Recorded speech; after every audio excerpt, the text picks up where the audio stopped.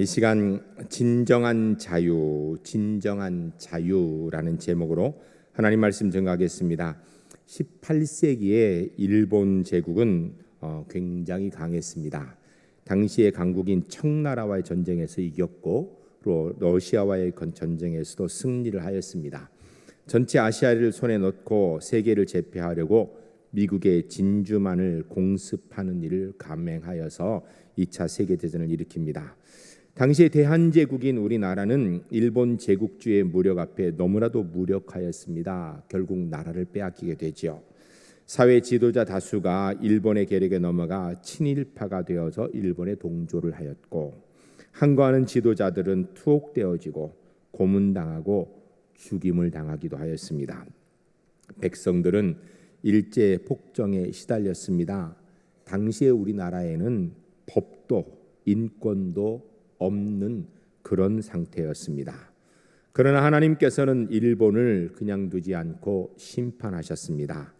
제2차 세계대전 종전이 가까울 때에 일본의 폐색이 짙어졌습니다.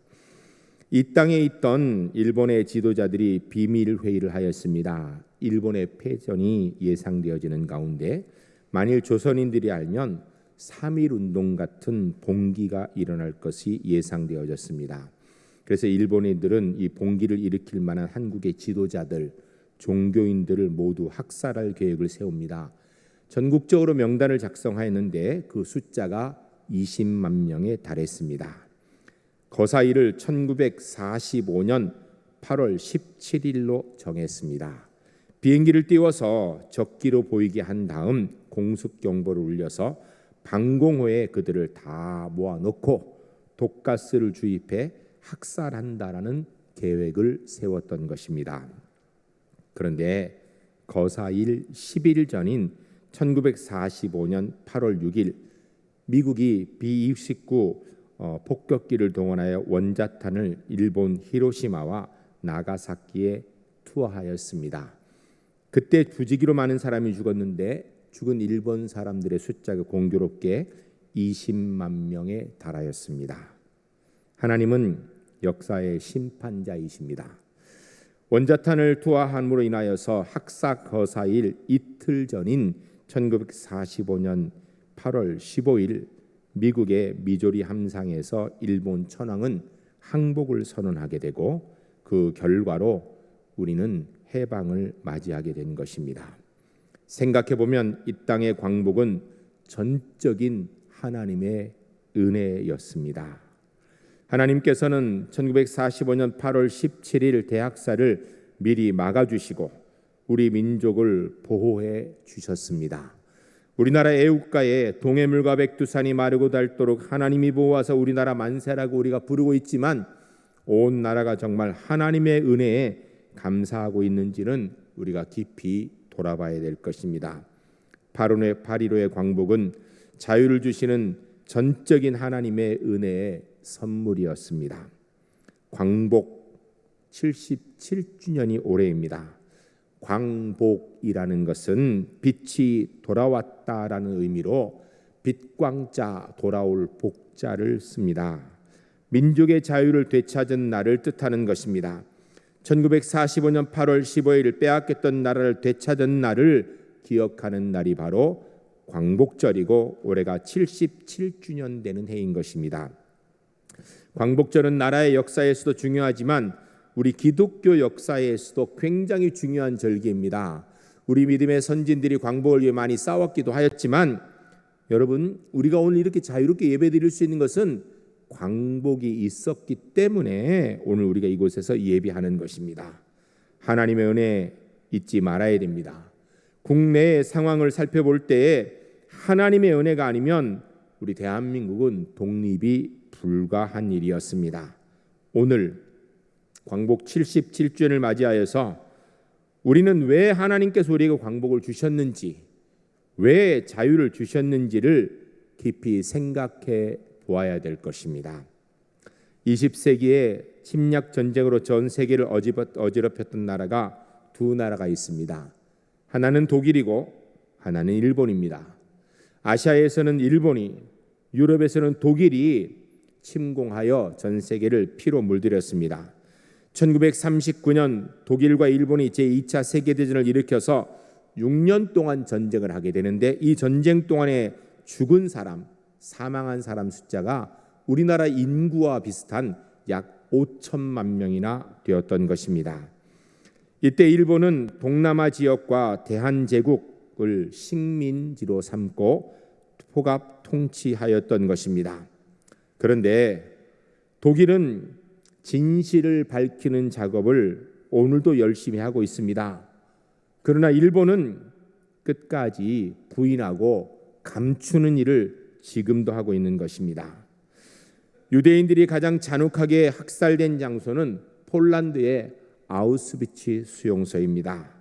그곳에 독일 학생들이 단체로 견학을 갑니다. 정부에서 학생들을 그곳으로 가도록 그렇게 인도하는 것입니다. 왜 그럴까요? 부끄러운 조상들의 죄를 보여주므로 잘못된 것을 보고 오라는 것입니다. 왜? 다시는 그런 실수를 반복하지 않도록 하기 위해서입니다. 독일 총리 가운데 슈레더 총리는 이 아우슈비츠 수용소를 찾아가서 무릎을 꿇고 눈물을 흘리며 머리 숙여 사죄하였던 것을 우리도 뉴스를 통하여 본 적이 있습니다.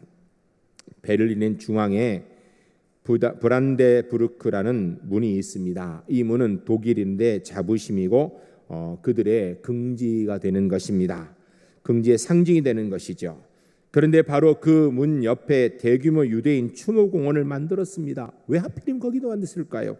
이유는 조상들이 유대인들에게 잘못한 것을 후손들이 잊지 않고 기억하고 회개하고 다시는 그런 실수를 하지 않도록 하기 위한 것입니다. 독일은 자신들의 부끄러운 역사를 인정하는 일을 오늘도 열심히 하고 있는 것입니다. 그러나 일본은 역사 왜곡 일변도의 길을 가고 있으니 오늘도 문제가 심각합니다.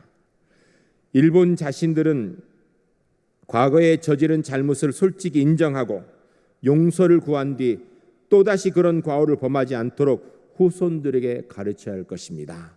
이것 위해서 이런 날이 오도록 우리 한국교회가 기도해야 될 것입니다.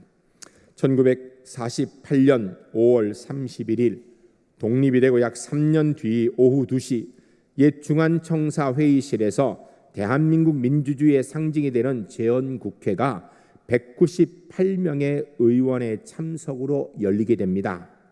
이 재헌국회 의원들 가운데 약 50여 명이 그리스도인들이었습니다. 당시 기독교인의 숫자는 불과 몇 프로 되지 않았는데 4분의 1이 넘는 숫자가 기독교인이었다라는 것을 우리가 깊이 좀 생각해 보아야 됩니다. 당시 임시국회의장인 예수 믿는 이승만 대통령께서 그 자리에 앉은 의원들에게 즉석에서 이렇게 말씀하셨습니다. 동지 여러분, 우리나라를 독립국가로 만들어주신 여호와 하나님께 감사 기도를 드립시다. 우리 중 어른이시고 목사님이신 이윤영 목사님께서 기도하시겠습니다.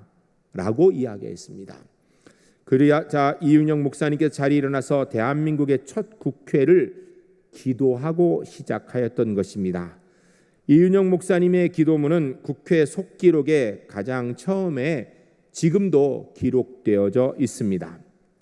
대한제국까지는 이 땅 한반도에 세워진 나라는 불교와 유교 배경의 나라였습니다. 그러나 대한민국부터는 하나님께 기도하고 시작한 기독교 기반의 국가라는 사실을 우리가 기억해야 됩니다. 물론 우리나라 국교가 기독교는 아닙니다. 그러나 기도하고 시작한 나라가 이 대한민국이라는 것입니다.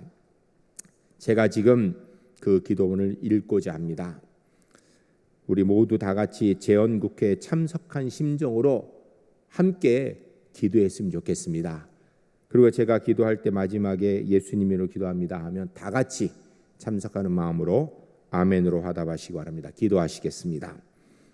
이 우주와 만물을 창조하시고 인간의 역사를 섭리하시는 하나님, 이 민족을 돌아보시고 이 땅에 복을 내리셔서 환희에 넘치는 오늘이 있게 하심을 진심으로 감사드리나이다. 오랜 시일 동안 이 민족 고통과 호소를 들으시고 정의의 깔을 펴셔서 일제의 폭력을 굽히시고 이제 하나님이 세계 만방의 양심을 움직이시고 또한 우리 민족 염원을 들으심으로 이 기쁜 역사의 환희의 날을 우리에게 오게 하심은 하나님의 섭리가 세계 만방에 계시된 것으로 저희들은 믿나이다. 하나님이시여 남북 둘로 갈린 이 민족의 어려운 고통과 수치를 신원하여 주시고 우리 민족, 우리 동포가 손을 마주 잡고 웃으며 노래 부르는 날이 우리 앞에 속히 오기를 기도하나이다. 하나님이시여 원치 아니하는 민생의 도탄이 길면 길수록 이 땅의 악마의 권세가 확대되나 하나님의 거룩하신 영광은 이 땅에 반드시 오시는 줄로 저희들은 생각하나이다. 원컨대 우리 조선 독립과 함께 남북 통일을 주옵소서. 또한 우리 민생 복락과 아울러 세계 평화를 허락하여 주옵소서. 거룩하신 하나님의 뜻에 의지하여 저희들은 성스럽게 택함을 입어 글자 그대로 민족의 대표가 되었습니다. 그러하오나 우리들의 책임이 중차대한 것 저희들 느끼고 우리 자신이 진실로 무력한 것을 생각할 때 지와 인과 용과 모든 덕의 근원 되시는 하나님 앞에 이런 요소들을 저희들이 간구하나이다. 이제 이로부터 국회가 성립되어져서 우리 민족의 염원이 되는 모든 세계 만방이 주시하고 기다리는 우리의 모든 문제가 원만히 해결되며 또한 이로부터 우리의 완전한 자주 독립이 이 땅에 오며 자손 만대에 빛나고 푸르른 역사로 저희들이 정하는 이 사업을 완수하게 하여 주시옵소서. 이 회의를 사회하시는 의장으로부터 모든 우리 의원 일동에게 건강 주옵시고 또한 여기서 양심과 정의와 위신을 가지고 이 업무를 완수하게 도와주시옵기를 기도하나이다. 역사의 첫걸음을 걷는 오늘의 환희와 우리의 감격이 넘치는 이 민족의 기쁨을 모두 합하여 하나님께 영광 감사를 올리나이다. 이 모든 말씀 주 예수 그리스도의 이름 받들어 기도하나이다. 아멘. 하나님께서 이 위의 기도 제목에 구한 것들을 모두 들어주셨습니다. 남은 것은 딱 하나, 남북 통일 문제가 남아있는 것입니다. 우리가 하나님의 뜻에 순종할 때 하나님께서 그 또한 반드시 이루어 주실 것이라고 믿습니다. 광복절은 우리나라가 일제로부터 빼앗겼던 나라를 되찾은 날입니다. 우리나라의 자유와 주권을 회복한 날인 것입니다. 그런데 우리가 진정한 자유와 주권을 지금 누리고 있습니까? 성도와 불신자는 역사를 보는 눈이 차이가 있습니다. 불신자들은 눈으로 볼 때 역사는 인간, 사람에 의하여서 이루어진다라고 생각합니다. 그러나 성도의 눈으로 볼 때의 역사는 주권자이신 창조주 하나님의 뜻에 의하여서 움직여지는 것입니다. 그러므로 아무리 강한 나라도 하나님 뜻에 반하면 역사에서 사라지지만 아무리 약한 나라도 하나님께서 세우시면 역사의 주도국이 되는 것입니다. 우리나라는 지난 5,000년 역사를 돌아볼 때에 주님께서 이 민족을 지키시고 보호해 주셨음을 알 수 있습니다. 오늘로 77주년을 맞은 광복 역시 하나님의 역사하심의 은혜의 결과인 것입니다. 하나님의 주권적인 역사에 우리가 오늘 어떻게 반응하며 살아야 되겠습니까? 보 바틀렛이라는 탐험가가 있었습니다. 그는 여행 중에 진귀한 새 몇 마리를 얻었습니다. 그 새들을 새장에 넣고 배를 타고 귀국하는 중 항해하는 중에 새 한 마리가 새장에서 나오려고 새장을 발톱으로 핥히고 머리로 찢고 계속 부두덕거렸습니다. 결국 새장문이 열렸습니다. 새는 도망하는 데 성공한 것입니다. 자유를 얻은 것이지요. 새는 기뻐서 창공을 날아올랐습니다. 그런데 몇 시간 후에 보 바틀레는 자기 노신을 의심하였습니다. 자유를 향하여 힘차게 날아올랐던 새가 다시 배로 돌아와 갑판 위에 그냥 툭 떨어진 것입니다. 자유를 얻어 날아올랐지만 망망대해 발붙일 곳이 없었던 것입니다. 물론 먹을 것도 없었습니다. 그래야 죽기 살기로 배를 향하여 다시 날아 돌아온 것입니다. 온 힘을 다하여 간신히 돌아와 갑판 위에 쓰러졌던 것입니다. 다시 새장에 집어넣으니 더 이상 새장은 감옥이 아닌 안식처였던 것입니다. 끝없는 바다를 건널 수 있는 유일한 길이 바로 이 새장이었고 굶주린 배를 채우고 살 수 있는 길이 새장이었던 것입니다. 이제 그 새에게 새장은 답답한 갇힌 곳이 아니라 구원선, 생명선이었던 것입니다. 사랑하는 성도 여러분, 여러분 어떻게 생각하십니까? 참 자유가 뭐라고 생각하십니까? 내가 원하는 대로 된다고 자유를 얻은 것입니까? 우리 대한민국이 77년 전에 일제로부터 벗어났으니까 진짜 자유하고 주권을 가진 것입니까? 아닙니다. 하나님의 뜻 안에 있어야 진정한 자유, 진정한 주권을 누리는 것입니다. 왜냐하면 이 자유의 문제는 정신적인 문제나 가치적인 문제나 세계관의 문제나 물질과 환경과 욕심의 문제가 아니라 영적인 문제이기 때문입니다.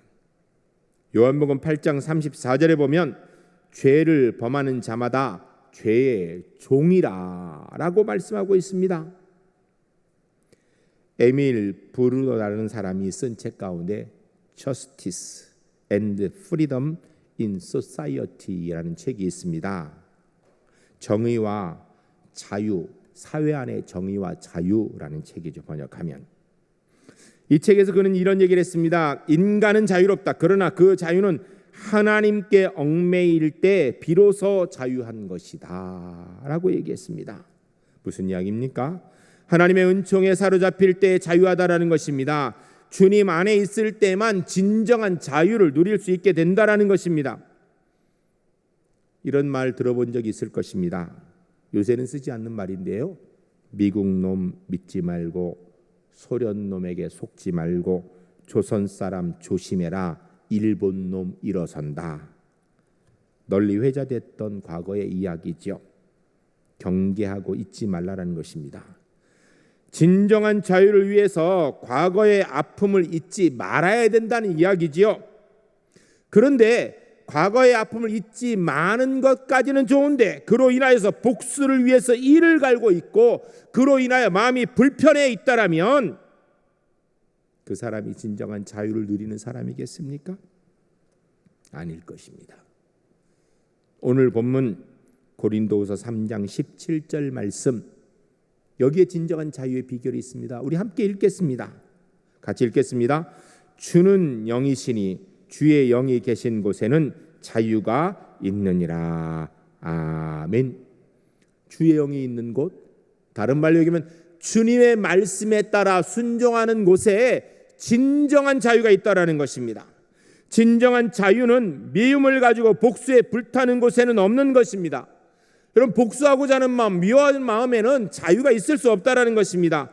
진정한 자유는 오직 주님의 말씀에 따라 용서하고 사랑하는 곳에 있는 것입니다. 우리는 77년 전에 일본의 압제로부터 독립하였습니다. 그런데 아직도 우리는 일본으로부터 자유롭지 못합니다. 여신제 좀 드신 분들은 일본의 이 포각 정치에 대해서 분한 마음, 젊은이들은 별 생각이 없지만 그냥 여러분, 그러나 우리가 일본을 용서하지 못하면요, 우린 진정한 자유를 누릴 수 없습니다. 저는 오늘 설교를 준비하면서 일본이 서양 문물을 받아들여서 산업 발전을 일으켰는데 기독교 정신인 문물은 받아들였지만 기독교 정신을 거부하여서 일본에는요 수많은 우상들이 있습니다. 만일 그들이 기독교 정신을 받아들였다면 아마 회개했겠죠. 그런데 이 일본을 복음화시킬 수 있는 유일한 나라가 어디일까? 가장 옆에 있고 가장 큰 피해를 본 우리 대한민국에 있다라고 저는 생각합니다. 하나님의 뜻이 저 일본 땅을 복음화하라는, 그들을 사랑하고 용서하고 그들을 위해 기도하라는 곳에 하나님의 뜻이 있고, 그리할 때에 우리가 진정으로 자유함을 느끼게 될 것입니다.